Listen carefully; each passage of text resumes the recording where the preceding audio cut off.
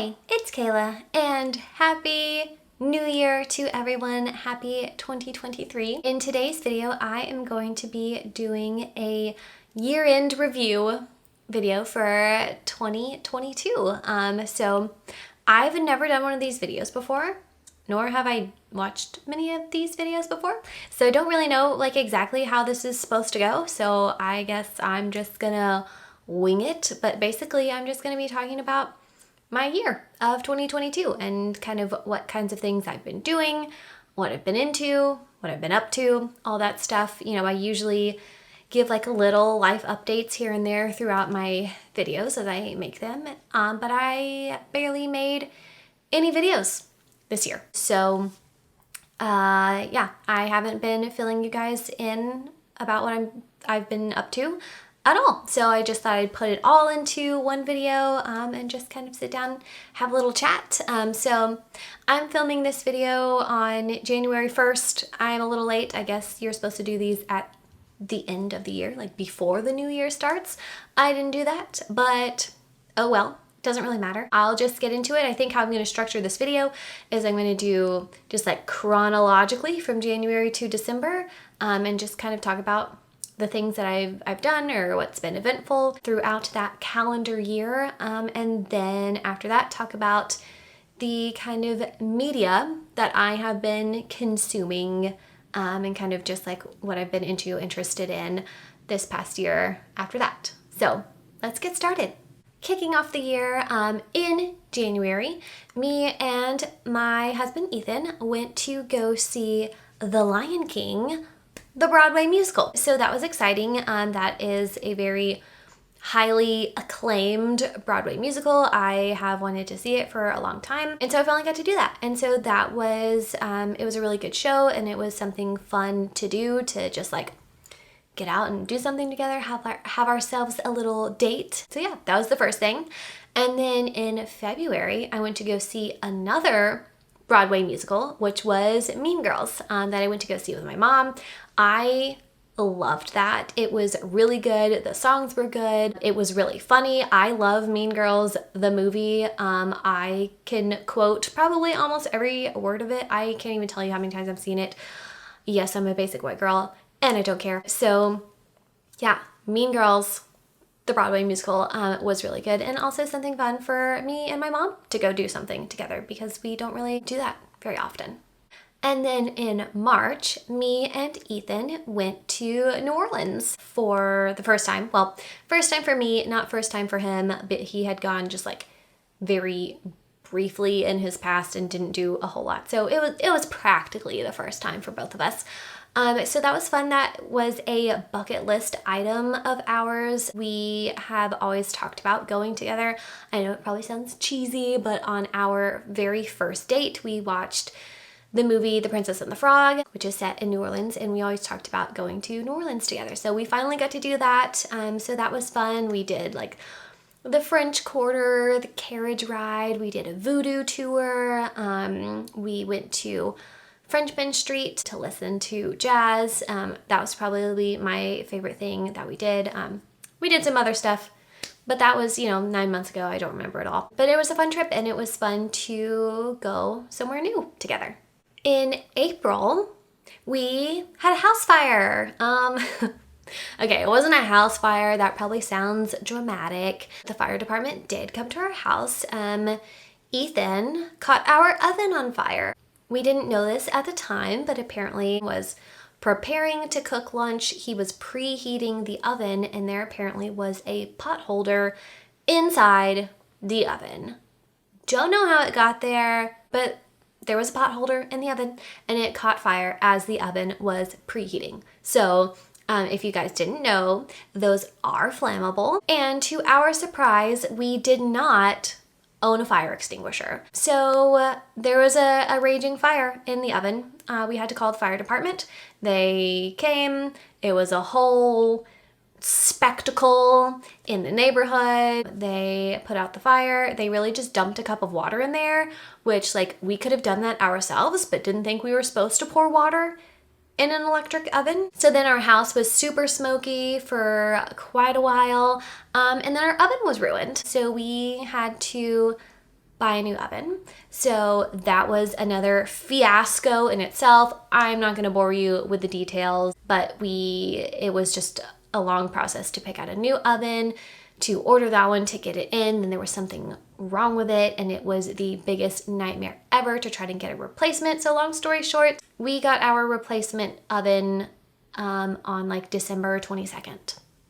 And our oven originally caught fire in April. So that was super fun. And then in May, Ethan went on a work trip to England for 2 weeks, which means that I was home alone for 2 weeks. So this was something that I was pretty upset about. Like, I was very anxious about being home alone for 2 weeks, which, you know, I had lived on my own for like 6 years, lived completely alone, but I have been out of practice. Me and my husband have lived together for about 6 years. So it's been a really long time since I had been alone.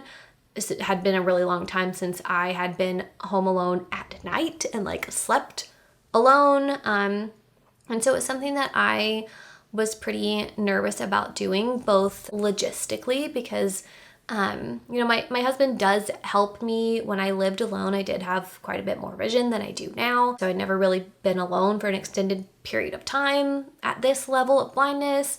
I also just like didn't want to be alone because I like being with my husband, and I don't like being by myself, and I like being with him. You know, he's a comforting presence. I'm used to him. I say he's like my security blanket. We just like being around each other. We're used to being around each other. So that was something that was quite a challenge for me, but I did it. I survived. It wasn't as hard as I thought it would be. But it was hard, especially because there was, I think, like a 7-hour time difference. So it was difficult for us to even talk to each other, because either like, you know, I was sleeping, and then he was working, and then I was working, and then he was sleeping, and it was hard between our schedules and the time difference to even talk to each other. So that was a pretty hard time, but we got through it. I faced my fear. I felt more confident. I don't know, I had like this spark of independence. After he left, I was like cleaning the house and doing all this stuff, and I was like, I can do this. So I did feel pretty confident about being able to do that. And then I feel better about, you know, if this happens again, if he has to go on another work trip, that I won't freak out. So it was, like I said, scary, but I feel accomplished that I overcame that and faced my fear. And then over the summer, I turned 30, which I was not excited about. 30 felt very old. I don't know how that happened, how I ended up being 30. But yeah, that happened. We didn't really do anything for my 30th birthday, which felt kind of lame, especially because it just seems like a milestone birthday that I was supposed to do something fun or have some big party or celebrate in some way, but we didn't. So I felt kind of lame. I really wanted to go on a trip for my 30th birthday, but the timing didn't work out to be on the trip on my birthday. But we did go on a trip a couple weeks later. It was kind of a belated 30th birthday trip. We went to San Diego. So that was fun, again, to go to a new place that we had never been to before, and just be together, do some fun things. We did a lot of naturey things. There was just a lot of different places to go, different kind of landscapes to check out, and some sightseeing to do, kind of, but not really because I can't see. But it was still really nice to be out in nature and be on the West Coast. We went to the beach. We went to Balboa Park, which I mentioned this in my What I Got for Christmas video, but Balboa Park like has all these different kinds of gardens. My favorite was they had a rose garden that just had all kinds of different kinds and colors of roses, which I loved. I love roses. They're my favorite flower, and I just love how they feel, how they smell. It was a multi-sensory experience. Also, the lighting was just right that I could see the the roses pretty well. And when I say pretty well, I mean pretty well for me. But I could see the roses and the colors pretty well, and so that was just really nice. And it was just a really good trip. It was pretty relaxing, and yeah, we had a lot of fun. And then in August, I did a work training. I did a 4-day intensive training on treating OCD, which is obsessive compulsive disorder. And I really enjoyed that. I am a total nerd and I love learning, and it's been really weird to not be in school and not have like structured learning. I do a lot of learning on my own. I read a lot of like mental health and therapy books and listen to podcasts and things like that. But to do kind of a structured learning was really fun for me. I also think that OCD is very interesting. I like it a lot. And so that was fun to do, and also to get my little certification in that. I'm kind of carving out a little niche for myself of treating OCD and anxiety disorders. That's kind of my jam. That's what I like to do, what I like to work with, and also what I find, just like interesting and stimulating. So I really enjoyed that. And then in September, my sister had her birthday. She turned 32. And for her birthday, she decided she wanted to do a roast. As in, all of her friends do a little like speech toast kind of thing, but make fun of her. And when she told me like months before that she was thinking about doing this, I was very excited. I was like, oh my gosh, please do this. I want to do this so bad. Which probably sounds mean that I was so excited to make fun of my sister, but I was excited. I just really enjoy getting to tap into my creative side, which I consider myself to be a pretty funny person, also very like witty. And so I was really excited to just be able to do that and kind of do like a performance of sorts. I mean, it wasn't really a performance, but kind of a little bit. And I've always been one to enjoy performing in front of others. I don't really think I ever could be a stand-up comedian, but it's something that I have always thought about. Like, that would be kind of fun. And so I got to kind of try that on. It was a hit. My roast was 17 minutes long, and I could have kept going. There's endless material. To make fun of your sibling is one of the easiest things that there is to do. I have 32 years, well, I guess I wasn't alive for 2 of those. I have 30 years worth of material. So that was just really fun to do. Also to just be there and listen to other people's roasts. It was a really fun time. It also reminded me of, kind of similar to, I wrapped my maid of honor toast at her wedding several years ago. That video is on my channel. I will link that. But I had so much fun doing that, just like creating it, writing it, and practicing it. And so to do the roast kind of felt like doing that again. And I had fun doing it. And then in October, me and Ethan celebrated our 5-year wedding anniversary, which is kind of crazy. It doesn't feel like it was 5 years. I felt like our 1-year anniversary was yesterday. But yeah, 5 years of marriage together. So that was a fun milestone to celebrate. And then my other favorite thing of October, probably my favorite thing in general of the fall, is dressing my dog up for Halloween. That's something I look forward to every year. I love it so much. She hates it. She hates outfits, but that's okay. I torture her anyways for 1 day out of the year because it's just so stinking cute. For those of you who don't know, I have a little white Shih Tzu named Baby. By little, I mean she's like 7 or 8 pounds and she is fully grown. This year, we dressed her up as a skunk and it was adorable. I will try to insert a picture for those of you who can see, but it's so cute and I just have so much fun like looking at the dog costumes and picturing her in them and like deciding which one she's gonna be. So I always have so much fun with that. And then that brings us to December, which was a pretty eventful month. So at the beginning of the month, Ethan's video game came out. So if you don't know, Ethan is a UI designer for a video game. That is his dream job. He has been working on this video game for about a year and a half, and it's been under NDA. It finally came out. It's called Divine Knockout, if anyone wants to check it out. I cannot speak to its accessibility.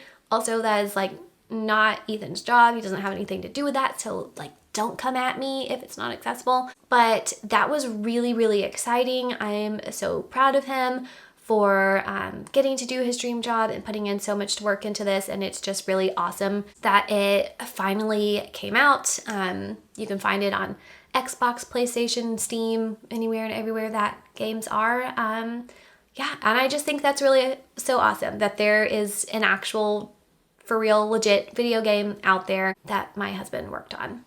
And then shortly after that, we went to Disney World, of course. We went for the 50th anniversary celebration, but also during Christmas time, because Disney plus Christmas equals extra super magical. So that was a fun time, of course, always to go to Disney World and just to be in my happy place. But then right after we got back from Disney World, I got COVID for the first time in like mid-December 2022 for the first time. So that was quite an unfortunate souvenir to bring home from Disney.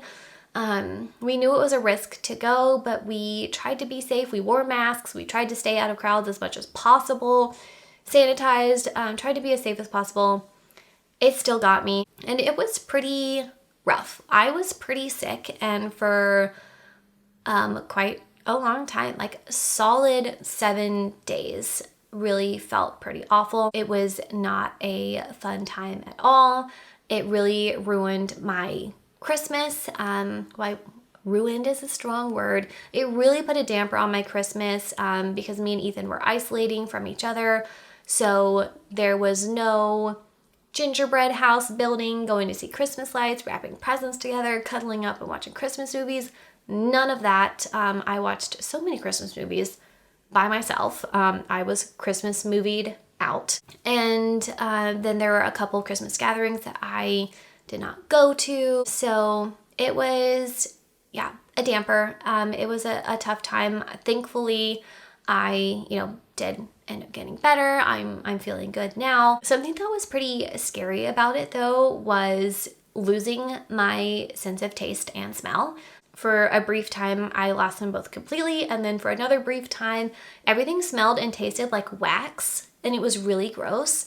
And I just had this moment of like, wow, I'm down to 2 senses. I only have 2 out of 5 because now I can't smell, taste, or see. And it was kind of scary because I didn't really realize, but I do use my sense of smell sometimes to make up for not being able to see. I mean, not all the time, but sometimes. And so it was kind of concerning to not have that. It was also concerning to not have smell or taste because I enjoy things with those senses, especially like not being able to see. I'm missing like the main sense, and especially one that people use for enjoyment, to be able to see things and enjoy like beauty and art and all of that stuff that I don't get. But I use my smell and taste for small enjoyments, and then to not have that, it was sad and it was scary because I didn't know how long it was going to last. Thankfully, it didn't last long, and I hope it doesn't come back. I know that's a possibility. I really hope that doesn't happen. Also, I'm a very picky eater, and like the last thing I need is for food to just like taste bad, because then I wouldn't eat anything and, not survive. Probably shrivel up and die. So yeah, that was a tough time having COVID, but I'm feeling back to normal now. So I'm grateful for that. And then, which brings me to the very, very end of the year, which is I saw another play. I saw Elf the musical, which was a fun little Christmassy thing to do, even though it was after Christmas, but that's okay. It was still fun to do. And then the very last thing at the end of the year is a career milestone of sorts, which is that I hit half of my clinical hours. So to explain it very simply and briefly, I am a licensed therapist. I am working towards a higher license, which is my LCSW, which stands for Licensed Clinical Social Worker, which is the highest license I can get. And I have to have 3,000 clinical hours, which is like therapy sessions. And I have half of those now. I have 1,500 hours exactly at the end of the year. So that was an exciting milestone to hit. And yeah, that is my calendar year. Okay, so before I get into like what kind of media I've been into, I want to do just like a short commentary on the year as a whole. So I'm not going to classify this year as like a good year or a bad year because I think there were a lot of ups and downs, and I don't think it's very fair to just like group an entire 365 days as either good or bad. There were some, well, maybe a lot of ups and downs. It probably sounds, for my year in review, sounds like it was a good year. Like I went on all these trips and went to all these plays and all these fun things and my career is going well and all of those things are true. I did get to do a lot of fun stuff this year, but it was also a really, really hard year. And I like to be authentic on my channel. I don't like to be a Debbie Downer, but I also don't want to come on here and be fake and say like everything is great and my life is great and look at all these things that I did and you know everything is rainbows and unicorns, because it's not. This has probably been one of the hardest years of my life. As I mentioned in my recent video, me and my husband have been dealing with infertility and that has just been really hard. So to be on year 2 of infertility this year has just been really hard. It's been hard emotionally. It's been hard physically. I don't think I mentioned this in my last video, but I have really bad like health anxiety and medical phobias. I have like what's classified as like blood injection injury phobia. And so with the infertility, I have had to do a lot of doctor's appointments and procedures and blood work and invasive ultrasounds and invasive other things and taking medications and giving myself, well, I didn't give it to myself, Ethan giving me injections, and all of that has been really hard. I have had to face my phobia over and over and over and over again, and it hasn't really been getting easier, and so that's been really tough physically but also mentally, because I have been facing this phobia, but also just the anxiety of experiencing infertility, the sadness of it. It's just been really, really hard. Probably one of the hardest years that I have ever had. And then it's been hard as well. You know, it probably sounds glamorous that I've gone to, you know, on all these vacations and stuff. But the truth is, when I go on vacation, it is one of the biggest reminders of how much I can't see. You know, on a day-to-day basis, I have my routine. I you know, just do my thing, and blindness isn't really a huge deal in my like day-to-day life. But when I go on vacation, I am reminded of all the things that I can't see. And I think so much of vacation is like sightseeing kind of stuff, or just like, you know, looking at your surroundings, looking at different places that you're going or things that you're doing. And so I think going on trips can be really sad when you are dealing with progressive vision loss, because you never really know what to expect. Like, I expect to see a lot more than I actually can. Like, I imagine going to these different places and I'm like, oh, I can't wait to see this. I read about it online and it sounds so pretty. And then I get there and I can't see it, like, at all. And that's really disappointing. And I think it's so hard to not know what to expect and to think that I'm going to be able to see these things. And then I get there and I can't see them.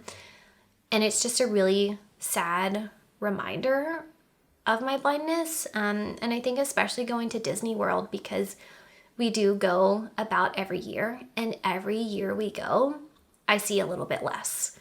And so it's like being able to directly compare it, being able to ride the Frozen ride and know that I could see Elsa last year, but I can't see her this time, and I can't see anything on the ride this time. And I think it's really hard and it's really sad. And even though I'm really grateful that we got to go on these trips, and I do think they were fun and I don't regret them. And I know not everyone has the ability to do that. Not everyone has, the money to do that, or the time off of work, or the physical ability to travel, or a person to travel with. And I know that I'm very grateful that I get to have those experiences, and they still can be really sad and disappointing at the same time, because they are just really big reminders of how much I cannot see and how much of the world I don't get to experience. Another thing that's been hard this year is that there is still a pandemic. It's still here. And we have been very cautious throughout this whole thing. You may be thinking it doesn't sound like we're cautious because we went on 3 trips and went to go see 3 plays and all this stuff. But that's all we did. We didn't do anything other than those things. Like, we still haven't been eating at restaurants. We haven't been going a lot of places. We've still been very careful. We were being very careful on those trips. And like I mentioned earlier, I do have a lot of health anxiety. So everything we do, I'm very anxious about it the whole time. And that's been really hard. I know it's been hard for a lot of people. It's even harder for people that are immunocompromised, which I'm thankful neither one of us are. But it still has been difficult to not be able to, be back to normal life, to be doing very few things, and also just to be anxious all the time about getting sick. That's been hard as well. So anyways, that's the end of my little commentary for being just authentic about how this year has been overall. So moving on to talk about what kind of media I have been into this year. So let's start with music. So music, obviously, I've been listening to Taylor Swift. She came out with a new album this year in October called Midnights, which is a fantastic album, as always. Every single one of her albums are fantastic. So I have been bopping around to that. I did get tickets to the Taylor Swift The Eras tour, which I'm very excited about. I know not everyone was so lucky to be able to get tickets, so I am very grateful that I have those. I have floor seats to 2 different shows in 2 different cities, so I'm very excited to do that next year. Well, this year, because it's January 1st today, in 2023. Now, surprisingly, there is an album that I have listened to probably more than I listened to Midnights, which is Harry's House by Harry Styles. Before this album came out, I had listened to the other Harry Styles albums a little bit, and liked them, but not a ton. But this album came out and I really loved it. I listened to it all the time. It came out while Ethan was in England. And so I remember just listening to this a lot while he was gone and kind of turning to that for comfort. But then also, after I was listening to that some, I went back and listened to his other first 2 albums and really got into those as well. We listened to Harry Styles a lot when we were in San Diego. I felt like it just had very West Coast vibes. And so we listened to that a lot while we were driving around San Diego. And so I love when an album gets very like paired very closely with memories or like a trip or a specific time. So yeah, I was really, still am into Harry's House. And I feel like I'm not allowed to say this because I'm such a Taylor Swift fan, but I think I liked Harry's House better than I liked Midnight's. So next, I will talk about podcasts. So kind of on a similar note, one of the podcasts I've been listening to this year is called Every Single Album, where they pick an artist and have an episode for every single one of their albums with commentary. So they did all of the Taylor Swift albums, they did all of the Harry Styles albums. So I really enjoyed that podcast. And then I think my favorite podcast I've been listening to this year is called Celebrity Memoir Book Club, where they read a celebrity memoir, talk about it. It's like two comedians, so they're pretty funny to listen to. I also find celebrity lives very fascinating. So I highly recommend that podcast. And then the other podcast that I've been listening to is called Mugglecast. It's a Harry Potter podcast where they just talk about all kinds of Harry Potter topics. I enjoy that podcast a lot. All right, and then books. Well, audiobooks. I cannot read with my eyeballs. What I have been reading this year, rereading all the Harry Potter books for the second time. I finished those. Nothing really to say there. I think I've talked before about how much I love the Harry Potter books. They are new to me. I didn't start reading them until 2020 for the very first time. And then as soon as I finished reading them, I started reading them all again. And so those, I just love those books so much. And it was just a very good comfort read to always have those. And then my favorite book that I read this year was called Verity by Colleen Hoover. That book was so good. I cannot put it down. And it's been a really, really long time since I have read a book that I was so into that I could not put it down. So highly recommend that book. Some other books that I read this year that I liked were The Maid by Nita Prose, In My Dreams, I Hold a Knife by Ashley Winstead, and The Seven Husbands of Evelyn Hugo by Taylor Jenkins. I just, at the very, very end of the year, like mid-December, started reading the first book in the Percy Jackson series. I've never read those before. I've heard that Percy Jackson is kind of like Gen Z's Harry Potter, so I am trying that out. Not sure how I feel about it yet, but we will see.